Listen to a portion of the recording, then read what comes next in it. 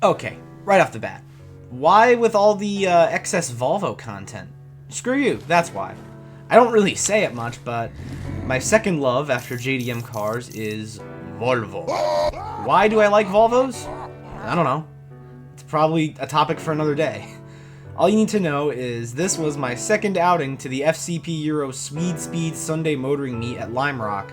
Sadly, without my friend from high school. Just getting to Lime Rock is fun because of all the B roads on the way there. It's super fun to drive on. Long, winding, sometimes wide open straights too. The best part, very few cops because it's the middle of nowhere.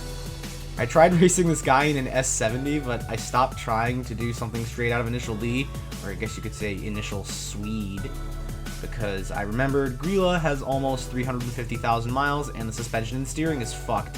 Getting to even touch the tarmac of the Sam Posey Straight is just so fun, and just seeing Lime Rock in a whole different light, even if that light is dampened by the clouds.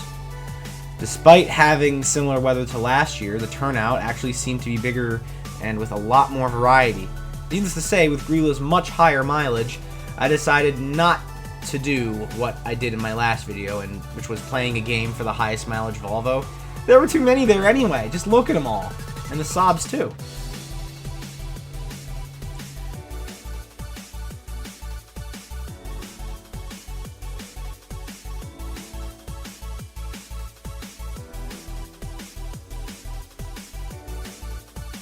Look at this.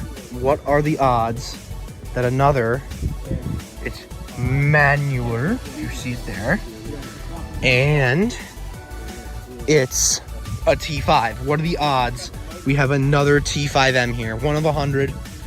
Oh my god. This might be a first. Or maybe I saw it last year. I'm not sure. I didn't realize it was a T5M. Damn. I don't know if I really want to get these projector lights. I kind of like the ones that are on mine now. Ugh.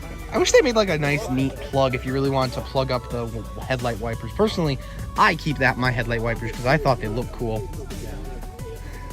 Wait a minute. Wait, so that's why the guy said he knew that he knew me. There's Dee. Oh yeah, I remember seeing this guy at Mitsuwa. Volvo. Yes. Very nice. Oh. Meeting all sorts of familiar people today. Whew, nice. Everywhere I go, I see this beaver's face. In this car, and in mine. What in the goddamn 3 spokes on my Volvo wagon? No way. Awesome. Oh my god. Wait, like these can't be factory wheels, right? They have to be something aftermarket or off a newer car with Volvo center caps, right? I don't know. I'd have to find the owner and ask. Because I'm not really a big wheel expert, but I know Volvo nerds have like names for all different wheels. Like I know the wheels on mine are called Columbias, I think. I know the 5-spoke R wheels are Pegasus. I know, what are the other ones? That's kind of it, really. I know all the other ones have just really weird names. So if any Volvo nerds are watching this, let me know in the comments what these 3 spokes are. I might put them on Grilla. Man, SAAB really knew it was up. 3-spoke really is best spoke. Turbo Ds! We got first Turbo Ds in the building, boys. And it smells like a school bus. Ah! Sounds like a school bus. Yeah. Nice, slow. Oh no. Don't tell me they've permeated the scene already. Wait a minute. Stance Nation, yo! The Stance boys have permeated the Volvo scene. Oh god. Wait a minute, why is an S14 here? And a Subaru? Wait a minute. Something's wrong. I can feel it. Okay, yeah, it's a 240 technically. Oh look, a penny. Look at how tiny the motor is. It's like the same size as the motor that's in my Suzuki. 660cc, but it's like the same size in the engine bay, I'm saying. Okay, so it's close, but like it's like the dimensions of the engine are just similar to the one in mine. You just sold the yellow one. So cool. Sounds like my friend's Suzuki dirt bike. I know, because it's a two-stroke, yeah. I'm gonna get my... The new one's interesting. You again. Purple guy. I always come back. Man, I like this. It's like all black. R wheels, and it is an R. It's got the friggin' wood. Yeah, this guy's pimping. This is a pimp. And it's got the rear seats. Like, this is like, I don't know how rare this is, but this would be awesome in my car if I could, you know, transport my boys in the back in the third row. That is just hilarious to me that they were still doing that in 1990 whatever. Like, I think there is still one wagon you can get in America with a rear-facing third row, and that's, I think, some kind of Mercedes. I think it's the Mercedes E-Class. But, man, this is nice. 260,000 miles on this car? It looks so nice for it, though. I dig it. I dig it. Okay, so a little update. These 3 spokes are not factory Volvo. They're factory SAAB. I know that there was, what I'm surprised about, there's no adapters on this because the SAAB wheels, these particular wheels are not 5x108, and I don't see any adapters on them. So, but what I've been told is they use some kind of wobbly bolts or something like that to make them fit somehow. Like they somehow were able to get 5x112, I believe these are, onto a 5x108 bolt pattern thing. I didn't know that's possible, but they use some kind of hub-centric gobbledygook and somehow it works. But these wheels are exceedingly rare. There's like 480 sets, I was told, and they're off of a SAAB 9.3 Aero Wagon Gary Fisher edition. I don't know what a Gary Fisher is, but okay. Oh my God, the original window sticker in Mr. B of approval. Oh my God, let's see how much this thing went for in, how old is this? Wait, okay, so it's $41,000, and this is a, what is this? What year is this? I don't know, it's too faded, I can't tell. Man, I think, 91. So I think, yeah, I think in like today's money, that's insane. I mean, my car was 30-something thousand in 1998, and that's about 70 grand in today's money. Dang, what is it with old Saabs that when they open their hoods, they're going, oh, look, a penny. Dang it, this is another one. It's good to see more Saab variety this year. Because last year there were almost no weird, like, okay, all Saabs are weird, but there were no, like, this kind of old school Saab. It was usually stuff like this here, wagon. Nice.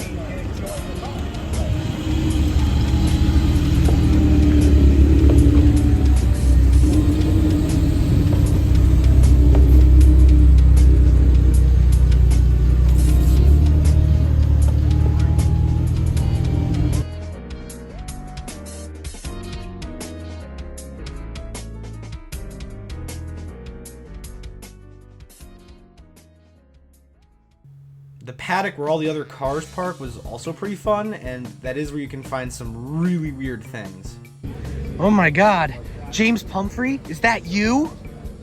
Oh no. Wow. Seriously, you can find some crazy gems in the normal parking area at Lime Rock. I swear to God, it's like so cool. Oh, manual turbo Z31 with the, oh, it's got the digital gauges. Oh my God, this is the peak Z31 manual turbo with the digital gauges. Oh my God. Oh my, isn't as egregious as the Volkswagen, I will say that.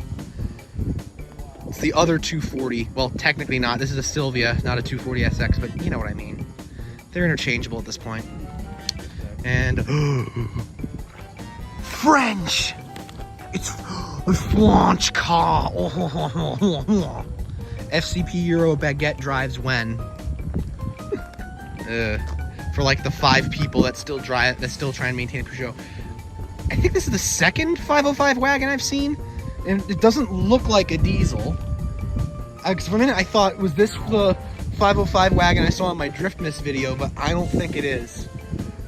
But dang, second 505 wagon. If I had a nickel for every time I found a white Peugeot 505 wagon in the weirdest of places, I'd have 2 nickels, which isn't a lot, but it's weird that it happened twice. Have a look at this patina. Is this fake or is it real? I mean, there's clear. It's kind of got a shine to it almost. Is this intentional patina? Patina isn't done. It's earned.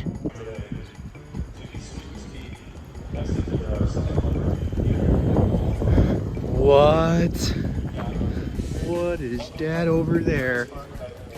Honda. Is that a Vigor or a Legend? I can't really tell. Wait a minute. I don't know, because like the... Oh, it's a Land Cruiser, not a Volvo. What am I doing?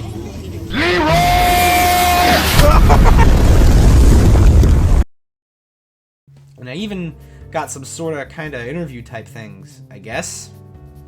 Like there's one cheeky bastard in his Volvo, well, his friend's Volvo, because he has a lifted Jetta. Look at you and your off-roady battle car Passat thing.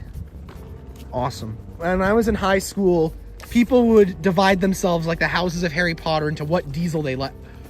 I'm so sorry I got that on video. I'm so sorry. I'm just filming for my YouTube channel and I'm so sorry. No, I don't. Oh no, that will go in. That's gonna be funny. Your fuck up will be immortalized.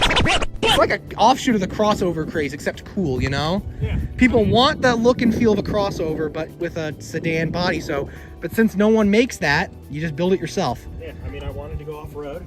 Yeah. I had a Volkswagen Jetta. I did a little bit of research and found a group of people online who pretty much dedicate themselves to lifting this platform and other. That is such a weird niche. I mean, if they lift bugs, you can lift anything you want too, I guess. Yeah. For those who can't afford a genuine Baja bug or something. All it is for this platform is there's pretty much like 3 routes people go. So they have either like a puck spacer that sits on top of the strut or on the bottom of the spring or something like that. They go with kind of the second level, which is H&R lift springs for a Tiguan. Oh, Which the okay. only So modification you can you have put to really make there. So you can put mom SUV springs on it. Nice. Yes, the only modification you really have to make there is on the top hat. You have to drill the 3 bolt holes. Interesting. For the later style top hat. Neat. Or to go absolutely all out, as high as you can get one of these, you can do Jeep Wrangler springs. I forget what generation off the top of my head. I want to say XJ, EJ, something like that. And they supposedly fit right on. Some people say you gotta cut a coil off or something, but there's a whole bunch of ways. Interesting. To lift this platform. And I imagine crumpled up energy drink cans for whatever other reasons, you know? Yeah. Because like one of my cousins, he used to do suspension work. He did suspension work on his WRX and stuff. And he said crushed up energy drink cans are your best friend when doing ad hoc suspension work like that. Because he cut the springs on his WRX and, you know, just put crumpled up Monster Energy cans as like a bump stop or something. This crazy guy in his weird Volkswagen Beetle Miata monstrosity. The clutch bracket. Yep. And you just, that's so that big metal bar just where the Miata dash would sit. This is where the original dash, this is the part, this is like the frame of the Miata dashboard. Okay. But yeah, no, it's... You got a cool dad, kid. Wow. Yeah, no, it's still a work in progress. I only started it like last month. That's crazy that you got this much done in a month when I can barely get a cold air intake on mine. I built both cars at the beginning of March. Okay, so like what was wrong with the original Miata? Was it like rolled? Was the body just completely fucked? The body was beat up, yeah. Okay, it was just a bad body. It was like all the rust. Yeah. Although admittedly, you still have plenty of rust. Yeah, exactly. But no, it's very cool. Yeah, apparently it is more Miata than Bug. So you could go to both MiataCon and the Volkswagen shows, you know? More to go. Like I'm doing a rear mount radiator. Yep. I have everything to do the intercooled. Right now it's not even intercooled. But it's on a standalone. It's on a base map right now. It still rips pretty hard. Yeah, I'd imagine because like the turbo, like what's the butt dyno telling you? It probably makes it around like 200, maybe like 180. 200. Jesus. And the car weighs 1,600 660 pounds. Okay, so about the same as a Miata still. Oh no, almost a lot. Miatas are probably around like 22, 23. Oh yeah, Miata's like 2200. That's what am I saying? Oh my god. Oh yeah, no, it's a rocket ship the way it's. Oh god. Because I imagine the paper thin sheet metal of the bug really lightens it up. Oh yeah, you can just lift. If this body wasn't welded to it, you can just lift it. It moves all. That's interesting. Oh yeah. Anyway, thanks again for sharing the car. I know it's so hard to hold everything because I got my stabilizer, my beef jerky, and my bottle. Got to get that content. Yeah. Wait, can you hear me? No. Okay. Have a good day then. And Jacob of FCP Euro, the guy with the 850 Project race car you may have seen on the internet, dropped an absolute bombshell. It's official. The 850 Project is really slower than mine. No shit. Yeah, he's a turbo. That's true, but I mean, you got ITB, so you sound way better than me. Yeah. Way past your limiter. Yeah. Goes down to you. It really? Well, obviously you can't show that, sadly, because it's a Sunday, so oh well. Aw. Next car is wrong. Really? You would? I guess so. Before I move on to my final thoughts, I would also like to shout out to this legend of a guy for bringing 2 Volvo Amazons. An eccentric older gentleman that drank out of a porcelain teacup that I think he pulled from the Titanic. And he also had like a few missing teeth. He brought in his Amazon sedan with a makeshift trailer mechanism he seemingly built himself. And I assumed it didn't run or something, but he proved me wrong. Old Volvos go forever. Ah, so you just didn't have a friend to drive it in for you. Okay. So interesting, man. You know, you just got all this, you just MacGyvered your own thing to tow it in with. That is very smart. Wow. You know, it's these are just such beautiful cars, especially the P1800. Like, imagine if like Volvo did like a modern interpretation of that. That'd be just awesome, you know. They kind of did, didn't they? I guess, yeah, they had like sporty coupes, but never anything like that. Oh, that is just so cool. Never my car. That's what this color used to be. Ah, but the front is from a few other cars, I can tell. Right. I hit a deer really bad. Oh dear. They made this car. 10% of the roads in Sweden were paved. Wow. Thank you so much. I guess we gotta run. As for provisions at the park, it is open and all, but from personal experience, for as good as their chili cheese fries can be, they're freaking expensive. I would advise either eating breakfast before leaving, packing your own lunch, or packing some snacks and then having lunch later in the day since the meet ends around noon. Got some neat before and after pictures.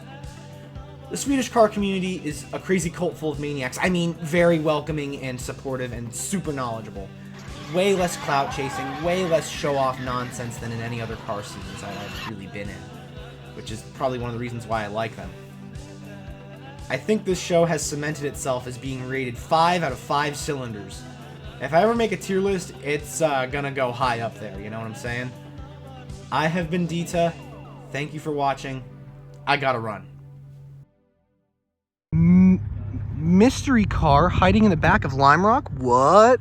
Are we gonna make a cool car investigating mystery series? Probably not. I don't want to get arrested for trespassing.